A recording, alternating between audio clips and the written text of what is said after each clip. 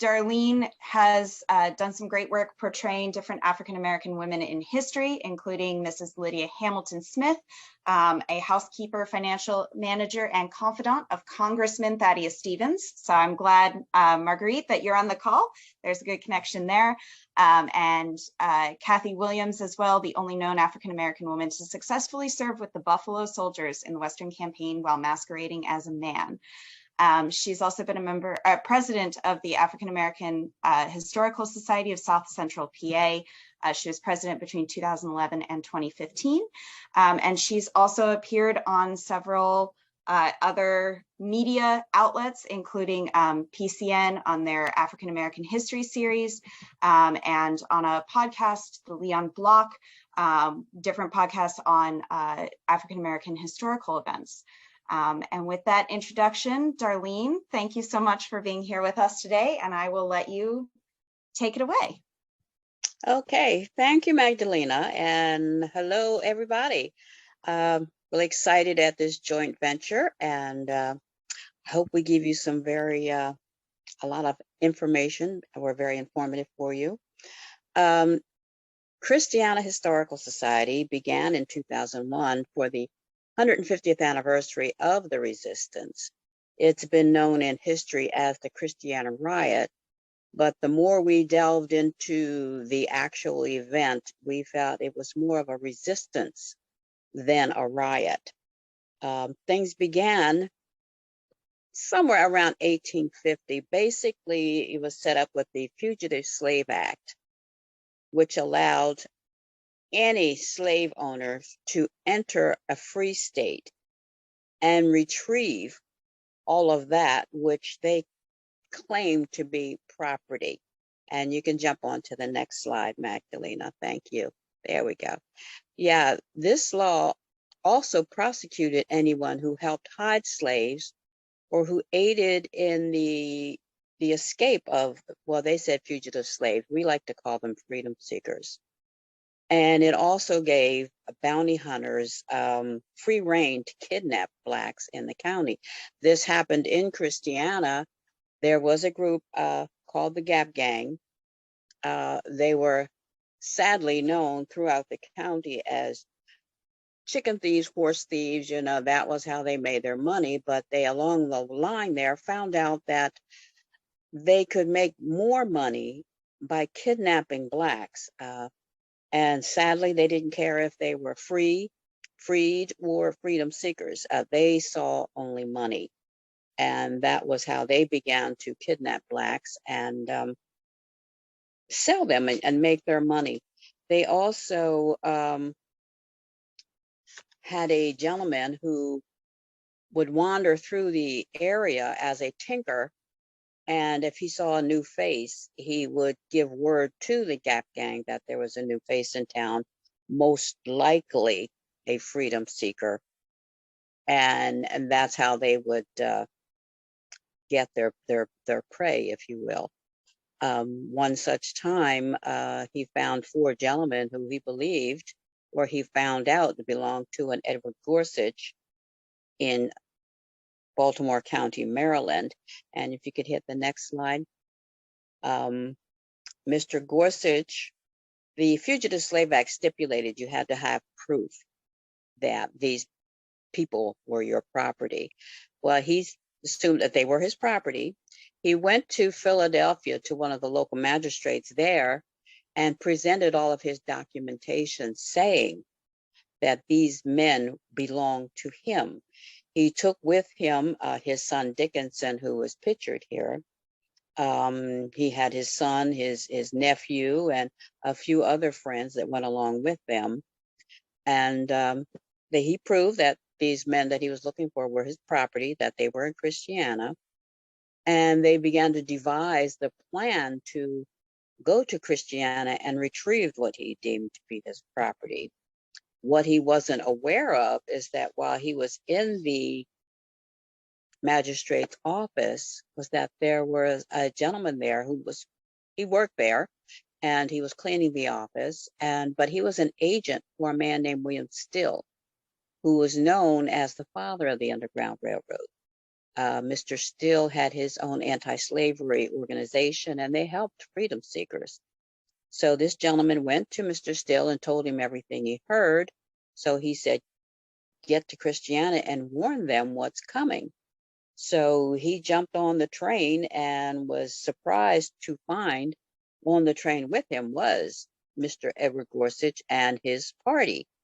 But fortunately for him, they got off a stop ahead of before Christiana, because it was their plan to sneak up on the men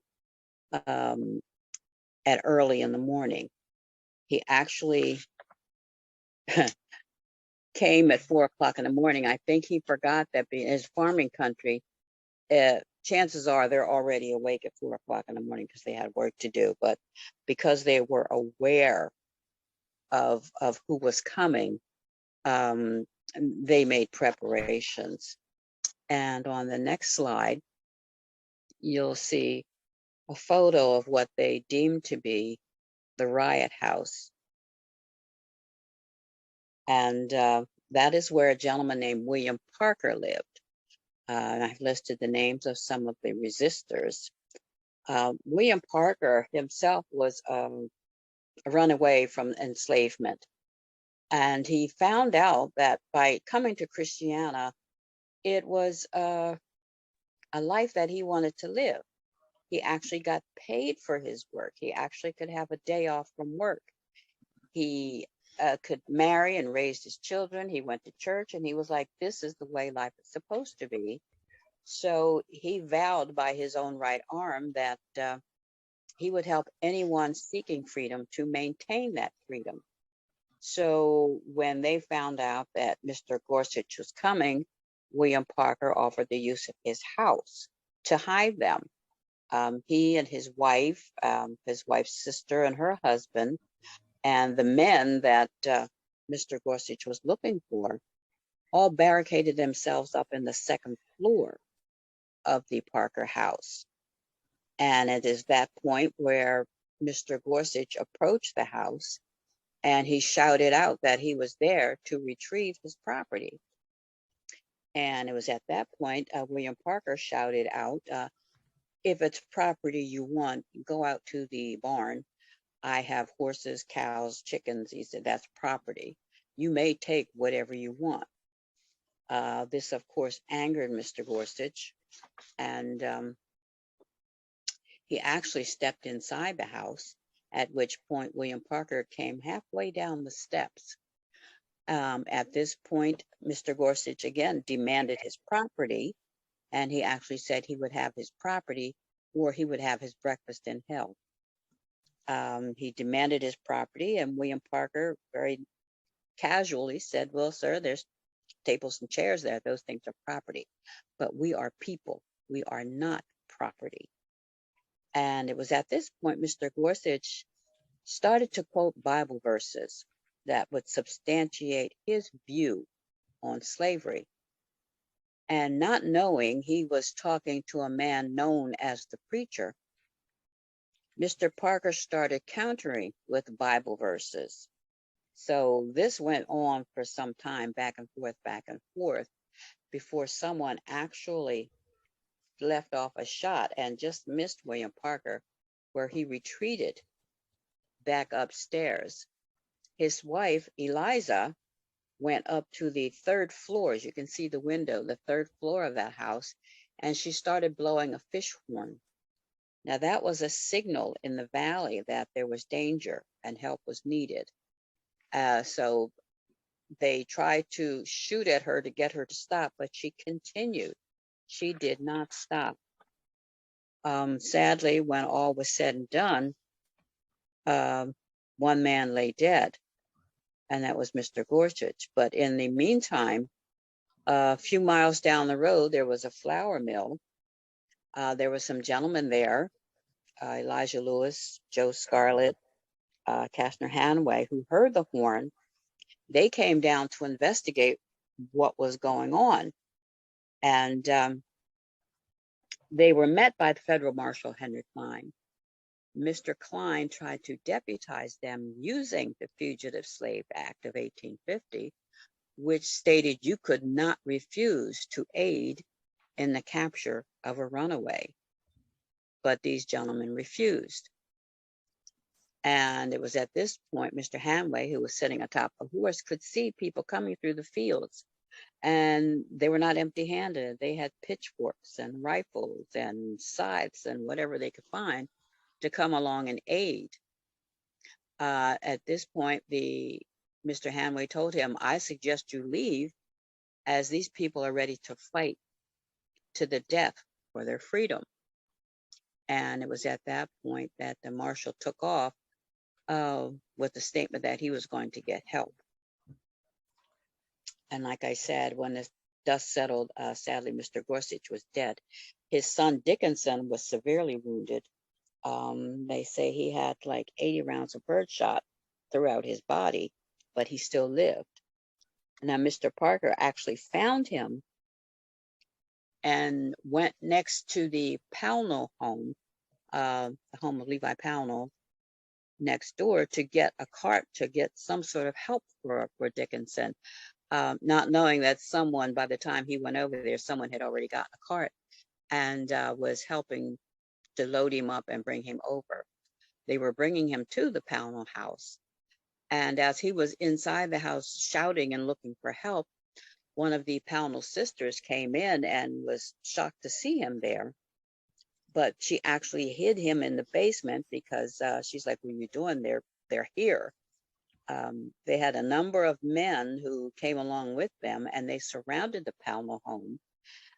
They were actually thinking that they were preventing William Parker from getting in because they felt he wanted to finish Dickinson Gorsuch, but actually they trapped him inside.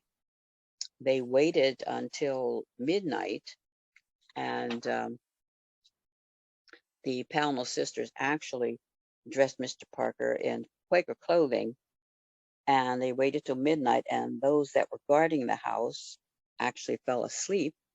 So they walked them right past the guards, the sleeping guards, and took them up into the orchard where they had hid clothing and food for Mr. Parker to make a getaway, because a man was dead, particularly a white man was dead. They assumed killed by Mr. Parker, and he had to leave town. Now, it was at this point that they brought in the militia and they started arresting people all throughout. If you get the next slide, Magdalena.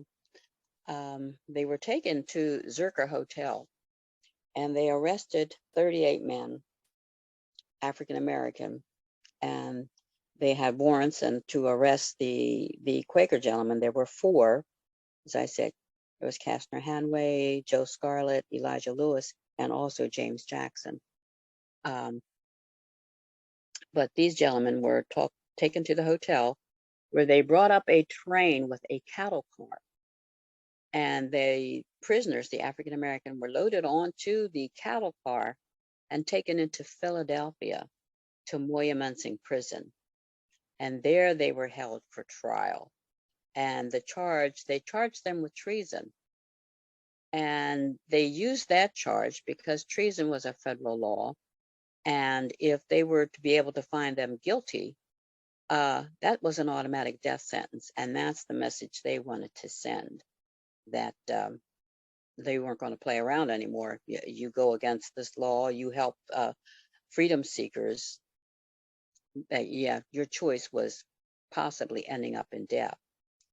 They were held there until after the trial, which didn't end until December. The African American prisoners were given cells with fireplaces, but no wood for heat. And it was at this point that Thaddeus Stevens, well, let me go back a minute. Can you go to the next slide? The gentlemen that were the Quaker gentlemen that were arrested, as I said, because they refused to be deputized and assist in the capture of those that Mr. Gorsuch came to claim. Now, when Mr. Lewis, while in jail, he kept a journal of all who came to visit him during their imprisonment. And among some of those names were Mr. and Mrs. Stephen Smith, excuse me, they were from Columbia, Pennsylvania, but station masters. Charlotte Fortin, Passmore Williamson, Lucretia Mott, William Fortin, Townsend Sharpless. These were some of the most well-known station masters in the state.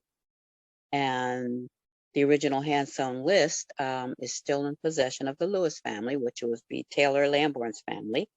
And he very gracious in showing us that and sharing that with us when we have our annual events. But these men, they were all taken to prison. Now, Thaddeus Stevens did spend, my understanding, 3 days in Christiana talking with people to try and get a gist on what happened there. And so he could actually, along with 2 others, I believe, prepare a proper defense. There were several African Americans, as I said, 38 arrested. And if you go to the next slide, please. Among them was this gentleman, Ezekiel Thompson, known as the Old Indian Zeke. He was half Indian, half Negro. It was said to have prayed so loudly while in prison that those passing by would stop on the street and he would hold their rapt attention for quite a while he was there. And I bring him up particularly because he is my 3rd great-grandfather. And I always say thanks to Thaddeus that he's here and that I'm here. But he had 3 sons who served with the United States Colored Troops. Of only one that survived the war. His eldest, Joseph, died in Louisiana, who was my great-great-grandfather. The second one, Miller, fought with the 3rd United States Colored Troops, came home, but actually died from consumption. And the other son, youngest, was John, survived the actual war. And if you could go to the next slide, please. And as I mentioned, Congressman Thaddeus Stevens took the lead in the defense. He recruited a good friend of his, Lucretia Mott, who was very outspoken abolitionist and suffragette. She and her auxiliary had clothing made for all the African American defendants, blue overalls, white shirts, and red, white, and blue neckerchiefs. And they wore that at the trial. They asked the federal marshal, Henry Klein, finally made his way back, and they asked him to positively identify those who were at the scene and who participated in what they call the riot. He could not.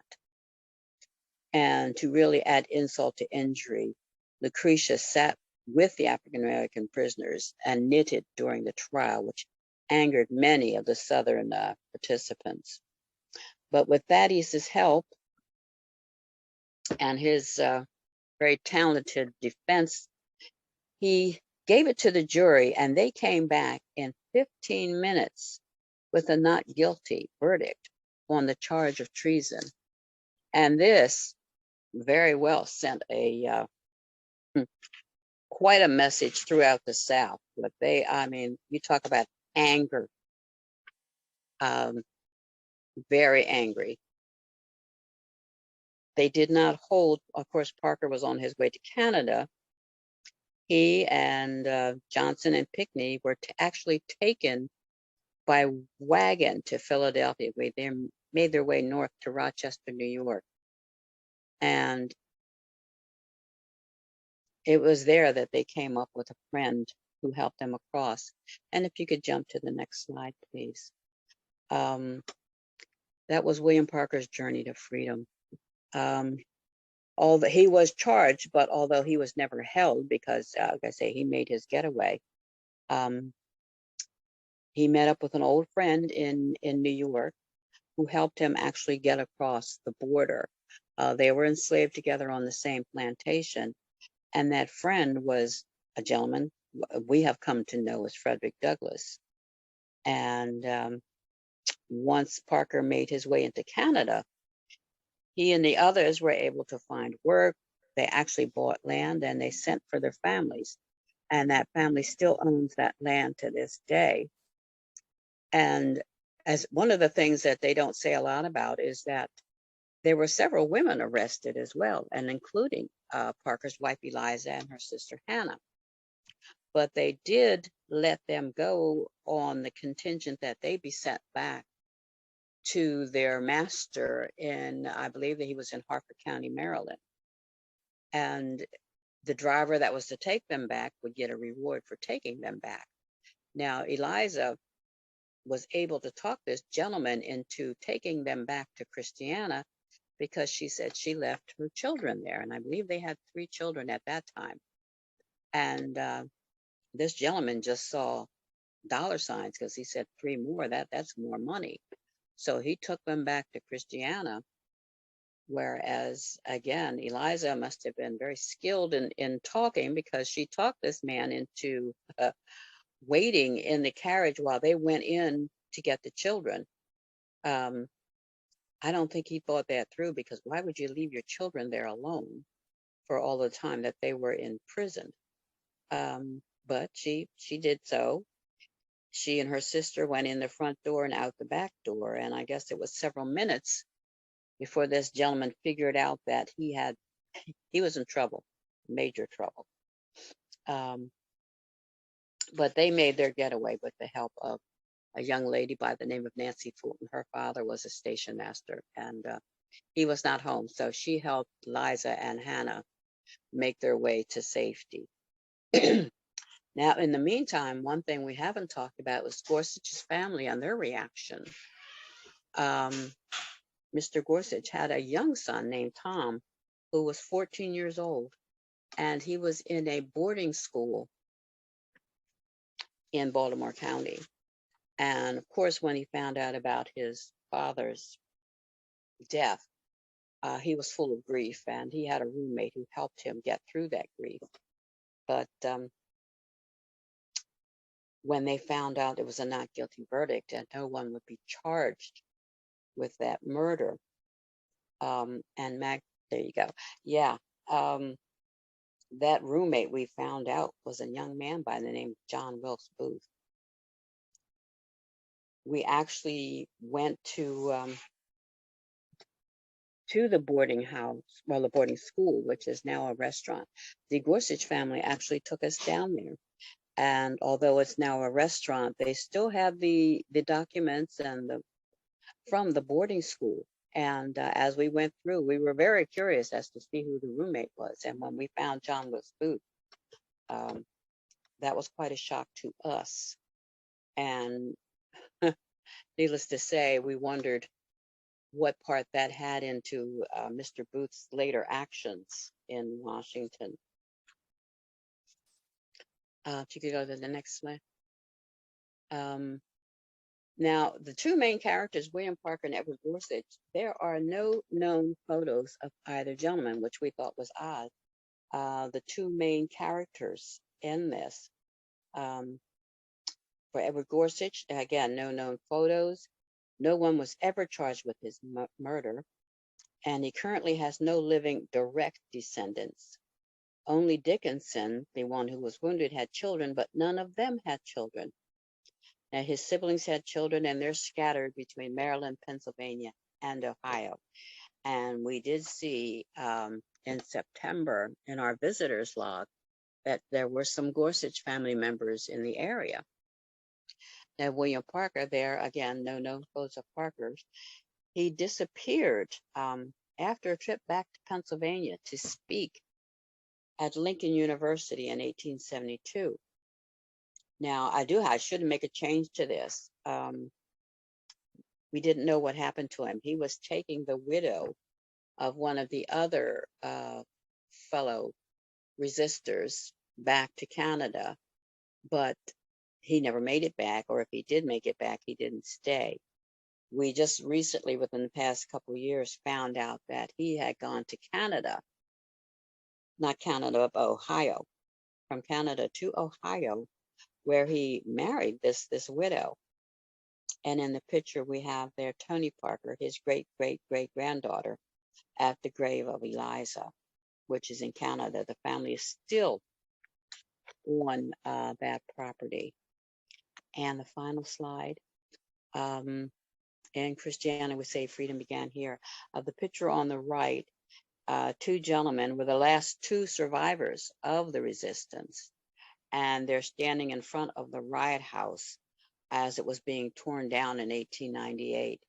The farmer who owned the land was very upset because so many tourists were trampling through his fields to get to the house because they wanted to see it and they wanted a souvenir. So to stop this, he actually tore the house down. About 6 years ago, I believe it was, Kutztown University got a grant to do an archaeological dig to help us find the location of the house. And it was about 2 weeks, but we found the foundation of the house. But as you look at this, the size of those stones, we just had several students. We did not have the equipment to pull those stones out, but we were able to get pottery pieces, machinery pieces, tools, a lot of things that speaks to what was there. What we were looking for, which was the privy, we did not find. We ran out of time. The farmer would only let us have the space because we didn't want to interrupt his plowing and whatnot. But it's there. But when you come to our museum at Zerker's Hotel, you will find a list of all the station masters in the area. And you would find on there the Brinton family, which is our connection with the 1704 house, although our house is only 1867. He built it for his son who was living with him during their time as station masters in Christiana. And his son was getting married, so he built that house. And can I turn that over to Kathy to give a little history on the Brinton house? Yeah, absolutely. So this is, I'm just going to introduce Kathy to everyone. This is Kathy Patterson. She's from Christiana Historical Society. She just wanted to give you guys an overview of what they've been doing with their Brinton house, a little bit of how it connects to our Brinton house, and some of this ongoing project. They've really made a lot of progress. I think I saw it about a year and a half ago. Kathy and I went and walked around, and it was, you know, it's an old building that's in need of renovation and help, but it clearly has a really great set of caretakers and people willing to put in the effort and the time and the energy to make it something very special. I know they've had a few good steps along the way, and I'm sure that journey is going to continue to go well. Sorry, Kathy, can you unmute yourself? Oh. There you go. Okay. There we go. All right. Well, just in case, I just forewarn, I have a dog and sometimes she goes ballistic, but she's quiet now. So hopefully she'll stay quiet. It's like having children. I am the secretary to the Christiana Historical Society, and I joined, I guess, about 3 years ago at this point, and I got the bug. I moved here in 1985 and raised my children here. And so I'm from away. I knew nothing about the history. When I did find out about the history, I couldn't believe that I didn't know anything about the history. So I just love this. I want to show you and share my screen here. This is a picture of the house.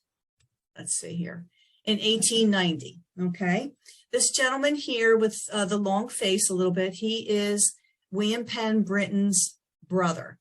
But let me start at the beginning.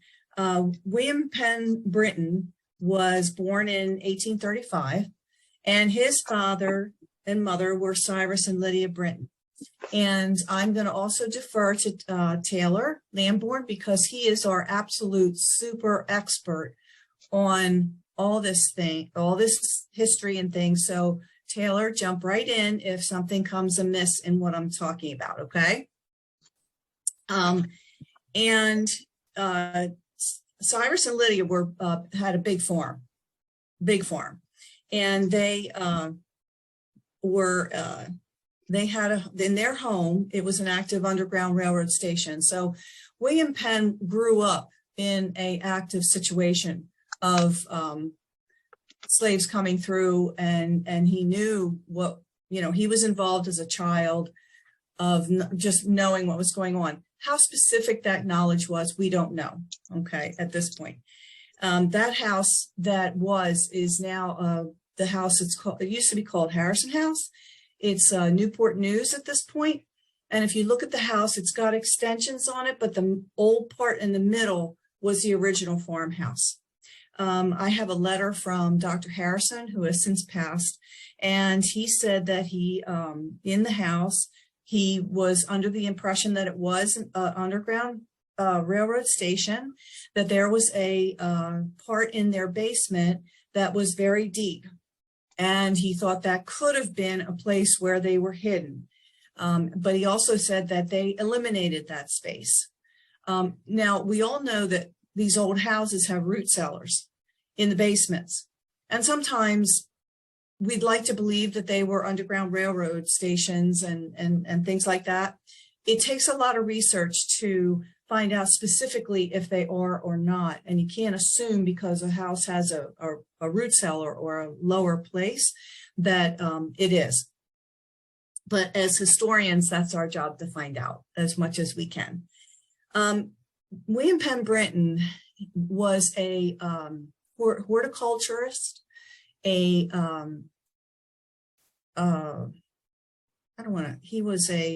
had greenhouses, and he had specific specialties. His specialty was carnations. And he started a business in 1851. Oh, the house was built in 1867. So it was not a Underground Railroad because it was after the Civil War. But his business was started in 1851 with his son Morris. It looks like it's spelled Maurice, but it's Morris. I am in this is the little segue. I'm in contact with Esther Power. She is the great-great-granddaughter of William Penn Brinton, and she today is 98 years old. And so I'm just putting out, if you would like to, have my email, and if you want to send her a belated birthday card for her 98th birthday, I would be willing to do that.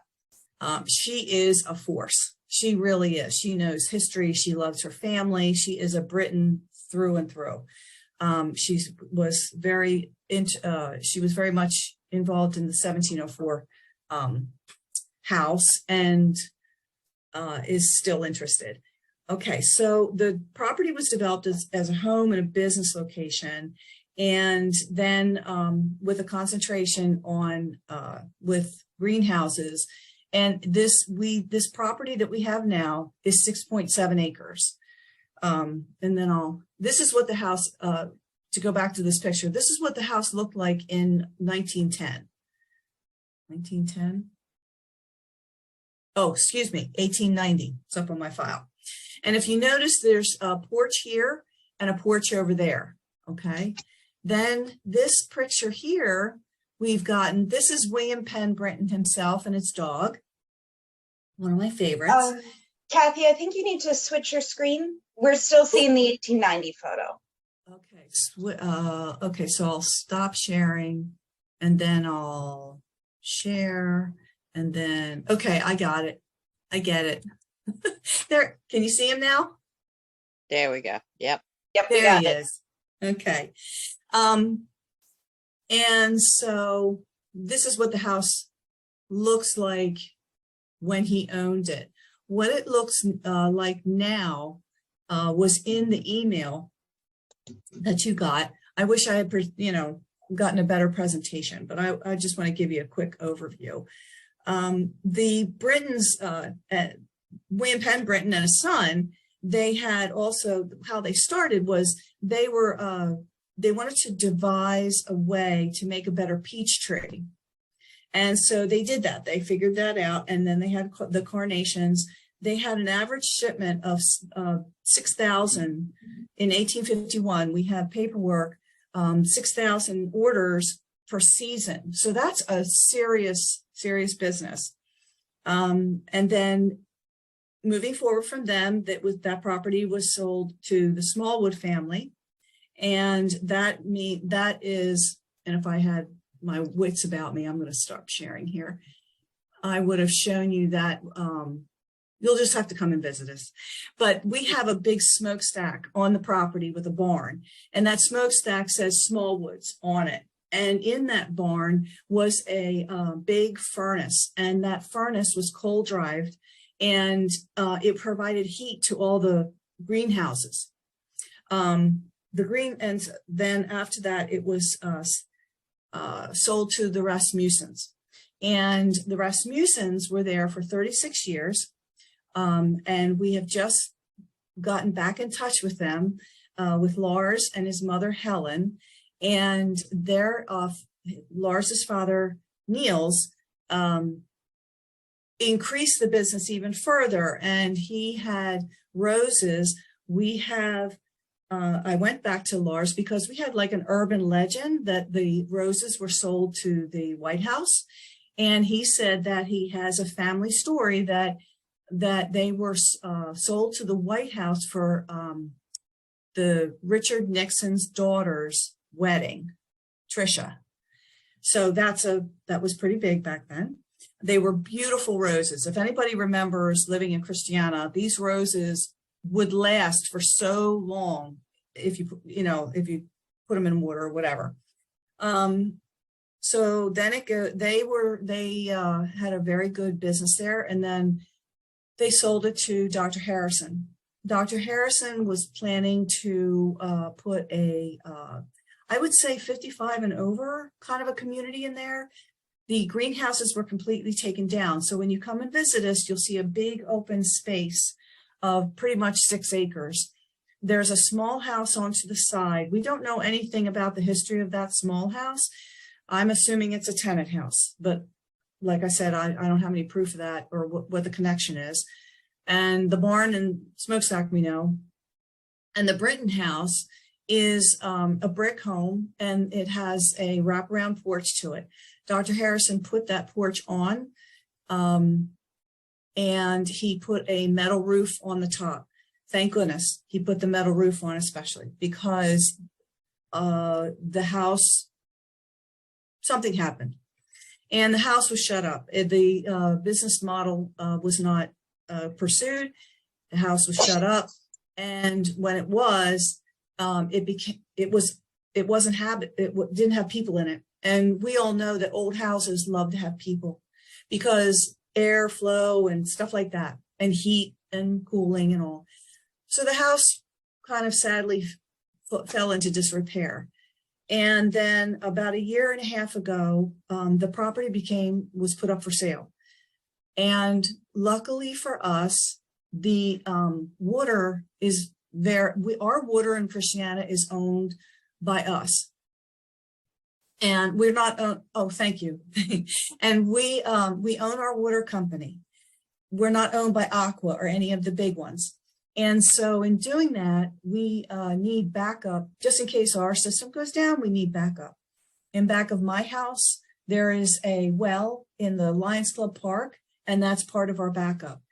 What the borough was looking for was another opportunity for more wells. They found 4 wells that used to run the greenhouses. So they bought the property and then graciously allowed us to rent the property for 25 years for $1 a year. And so we told them we wanted to make it our home. And so we are in process of doing that. I don't know how. We're very excited. I don't know how to end this conversation, but we have a lot of big plans. We wanted to make a community center out of it. We would like to have a little small cafe. If you see the back end of that part, not the porch part of the building, but the part in the back, we'd like to have a little cafe in there, something small, nothing, and then we have a lot of things that we'd like to display and change them out and have people be able to come in, get a cup of coffee, go into our museum, walk around, learn a little about the history of the Brinton family and how they were so important to our area, and also the Christiana Resistance. It's amazing how many people do not know. Even people that live in Christiana do not know our local history. So our goal is to preserve the history and to educate people about it. So, and we have events, and come to our house. Well, thank you, Kathy. Thank you very much. I think both this, this Brinton House and what Christiana Historical Society is doing with it, and then of course our Brinton House and other small local museums play a really important role in helping members of the community connect to their own local history that they might not encounter otherwise. And I'm really, really happy for what Christiana Historical Society has kind of set in motion there with that house, and then of course with Christiana Resistance and the Underground Railroad in that area as well. I want to thank both Kathy and Darlene so much for your wonderful presentations. And I would now like to open up for questions or comments. If you want to put it in the chat, I can read it out for you. Or if you want to unmute yourself and ask a question, you can do that as well. So Q&A is now open. Yeah, Kathy, this is Bob Garrett. And Taylor would probably know better than me. We share the same great-grandfather, but I've always heard from my mother that Richard Nixon was a Brinton descendant through his mother. The Millhouses were, she was a Brinton before she was a Millhouse. So they were just selling to their cousins. Yeah, maybe that's how it worked out. Bob, That's awesome. I can actually confirm that Richard Nixon is a Brinton relative, as is the Eisenhower family through marriage. So yeah, they probably were just selling roses for their cousin's wedding. Wow. I'll have to write that down. I'll have to write that down because Esther Power, she's very specific. She goes, well, how do you know specifically that these roses, like which president was it and stuff like that? So I will make sure to tell her. She will be thrilled. Wow. Thank you for that. I didn't know that. All right, we have a question in the chat for Darlene. Did William Parker actually speak at Lincoln University in 1872? I think this is referencing his disappearance. Right. Yeah, we have asked Lincoln to go through their records to see exactly why he went there in 1872. But we can't find, as of this point, I have no records of him actually speaking. We know he attended, but whether or not he spoke, I don't know. Like I say, ongoing research, ongoing, as we do with many of those, the 38 participants, the African-Americans that were arrested.